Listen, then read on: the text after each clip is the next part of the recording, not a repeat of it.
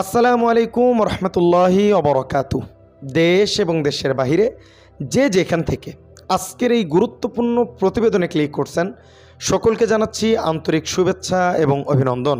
প্রিয় দর্শক মণ্ডলী, আজকের দিনের ঘটে যাওয়া গুরুত্বপূর্ণ 18-19টি নিউজ আপনাদের সামনে আমি একাধারে উপস্থাপনা করব। এই ভিডিওটি যদি আপনারা দেখেন, আজকের দিনে পুরো পৃথিবীতে এবং দেশসহ যেখানে যা কিছু ঘটছে সব কিছু আপনারা আজকের এই এক ভিডিও থেকেই জানতে পারবেন ইনশাআল্লাহ। প্রথমে আপনাদের কাছে একটু ক্ষমা চেয়ে নিচ্ছি। আমার গলার অবস্থা, আমার ভয়েস শুনে আপনারা বুঝতে পারছেন কথা বলতে খুব বেশি কষ্ট হচ্ছে, একটু আপনারা ম্যানেজ করে নেবেন। এবং অনেকেই আমাকে নক করেছেন যে ওহাব ভাই আপনি 2 দিন যাবৎ ভিডিও দেননি কেন। তাদের উদ্দেশ্যে বলছি, আমার আম্মু অ্যাক্সিডেন্ট করছে, তার অবস্থা খুব একটা ভালো না, বা হাত ভেঙে গেছে। তো আপনারা আমার মার জন্য একটু দোয়া করবেন ইনশাআল্লাহ। আল্লাহ পাক রব্বুল আলামিন যেন আমার আম্মাকে দ্রুত সুস্থতা দান করেন। এজন্যই একটু এদিক সেদিক হয়ে গেছে। সকলেই ক্ষমা সুন্দর দৃষ্টিতে দেখবেন, আপনারা আমার পরিবারের একজন, সেজন্যই বিষয়গুলো আপনাদের সামনে বললাম আর কি। তো চলেন একাধারে নিউজগুলো আপনাদের সামনে উপস্থাপনা করছি।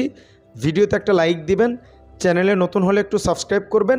খুবই গুরুত্বপূর্ণ নিউজ, সবগুলোই মনোযোগ সহকারে ভিডিওটি পরিপূর্ণ দেখেন এবং ভিডিওটি শেয়ার করবেন। প্রথমেই একটা প্রশ্ন আপনাদের কাছে রাখতে চাই, একটু উত্তর দিবেন, কারণ আপনারা দেশকে ভালোবাসেন, দেশের স্বার্থে উত্তরটা অবশ্যই দিবেন। স্ক্রিনে দেখতে পাচ্ছেন ডক্টর ইউনূসকে রাষ্ট্রপতি ও তারেক রহমানকে প্রধানমন্ত্রী করে জাতীয় সরকার গঠনের প্রস্তাব দিয়েছে। এখন এই প্রস্তাবটা আর একভাবেও গেছে যে জামাত ইসলামের আমিরকে এখানে ইনক্লুড করা হয়েছে।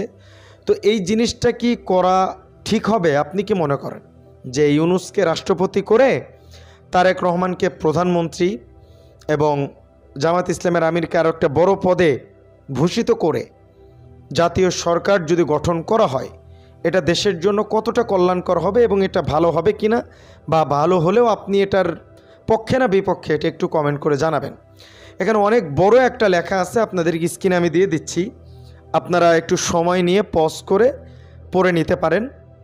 চলেন, অনেকগুলো নিউজ আছে, আমরা একাধারে কভার করছি। দ্বিতীয়ত, বিএনপির অনেক নেতাকর্মীদের নিয়ে আমরা সমালোচনা করি, কিন্তু তারা যখন কোনো ভালো কাজ করে সেটাও অ্যাপ্রিসিয়েট করতে হবে। সেটা হচ্ছে মির্জা ফখরুল ইসলাম আলমগীর একটা কথা বলছেন, যে কথা শোনার পর আসলেও আমি অনেক খুশি হয়েছি আর কি, বুঝছেন। দেখেন স্ক্রিনে আপনাদেরকে একটু দেখাচ্ছি। অধ্যাপক মোহাম্মদ ইউনূস যে কমিশন গঠন করেছে নারী বিষয়ে, সেটা গঠনের সময় বাংলাদেশের যে সংস্কৃতি, এখনকার মানুষের চিন্তাভাবনা বিবেচনায় নেননি। সরকারের উচিত ছিল ওই কমিশনের প্রগতিশীল কিছু ইসলামিক স্কলারকে রাখা, তাহলে বিষয়গুলো এভাবে আসতো না। Salute Mirza Fakhrul Islam আলমগীরকে, salute. এমন কথা বললে মানুষ আপনাদেরকে সাপোর্ট করবে।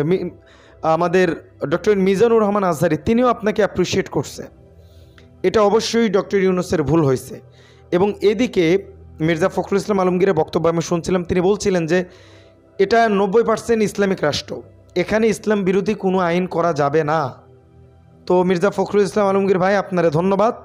এতদিনে আপনি একটা মনের মতো কথা বলছেন এবং জনগণ আপনার এই কথাতে বাহাবা দিচ্ছে। ভালো কথা বললে সবাই বাহাবা দেয়। চলেন এবার গুরুত্বপূর্ণ একটা নিউজ একটু স্ক্রিনে দেখেন। জুলাই হত্যার স্বচ্ছ বিচার দেখতে চায় ইউরোপীয় ইউনিয়ন। নির্বাচন নিয়ে ইউরোপীয় ইউনিয়নের তরফ থেকে কোনো চাপ নাই। জাতীয় নির্বাচন কখন হবে সিদ্ধান্ত বাংলাদেশের, তবে টেকসই বাংলাদেশ বিনির্মাণে সংস্কার গুরুত্বপূর্ণ। চিন্তা করছেন, জাতীয় নির্বাচন কবে হবে এটা বাংলাদেশের জনগণ সিদ্ধান্ত নেবে। ইউরোপীয় ইউনিয়নের তরফ থেকে নির্বাচন নিয়ে কোনো চাপ নাই আর কি, দেশ সংস্কারের জন্য সময় দেওয়া হবে, বুঝতেছেন।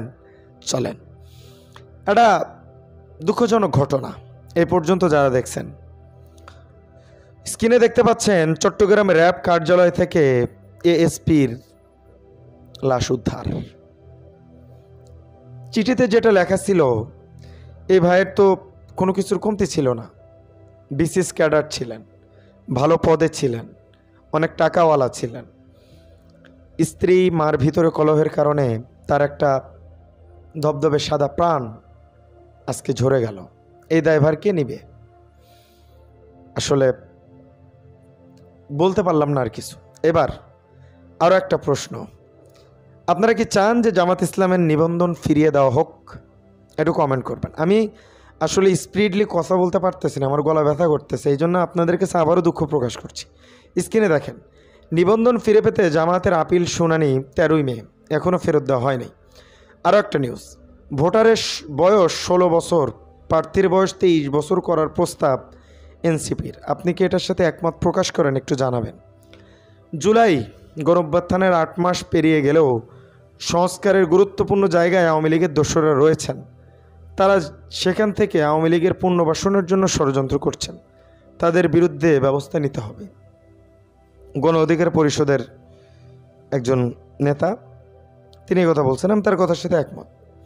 এবং অনেকেই প্রশ্ন করতেছেন যে খালেদা জিয়া ফিরছেন, তিনি কি রাজনীতি করবেন কিনা?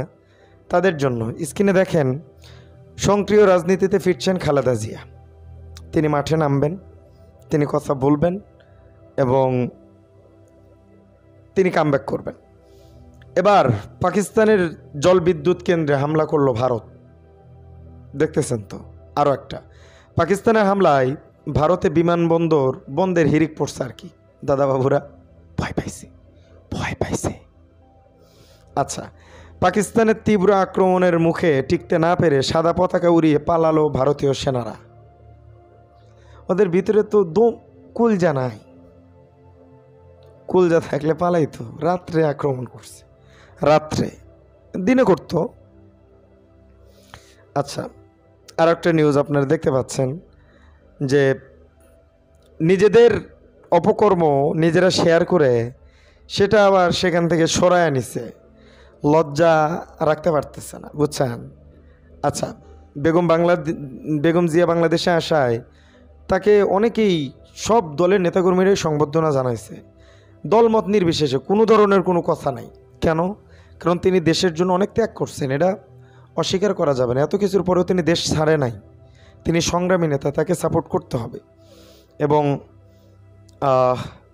এপ্রিল মাসের এভিডেন্স আসছে $275 কোটি, গত বছর একই মাসের তুলনায় প্রায় $71 কোটি বেশি। মাশাআল্লাহ, প্রবাসী ভাইরা ধন্যবাদ আপনাদেরকে। আরও অনেকগুলো নিউজ আছে, কিন্তু নিউজ বলতে এই যেমন ধরেন মালদ্বীপের প্রেসিডেন্ট 15 ঘন্টা ধরে সংবাদ মাধ্যমের সাথে কথা বলছে, প্রশ্ন উত্তর দিছে। বাংলাদেশে কি এটা সম্ভব না। বেগম জিয়ার বাসার একাল আর ওকাল একটা নিউজ, যে আগে কি ছিল এখন কি, এটা আসলেও মালিকের ইচ্ছা সব। তো যাই হোক, আমি অনেকগুলো নিউজ, আজকে আমার নিউজ পড়া ভালো হয় না, এটা আমি জানি। আমি কথাও বলতে পারতেছি না, আপনাদের কাছে আমি ক্ষমা প্রার্থী। আমার জন্য দোয়া করেন, গলাটা যেন দ্রুত ঠিক হয়, যাতে করে আমি দ্রুত কামব্যাক করতে পারি, আপনাদেরকে খবর দিতে পারি। আমার জন্য দোয়া করবেন। আজকের ভিডিও পর্যন্তই, ভালো থাকবেন, সুস্থ থাকবেন। সালামু আলাইকুম রহমতুল্লাহি ওয়া বারাকাতুহু।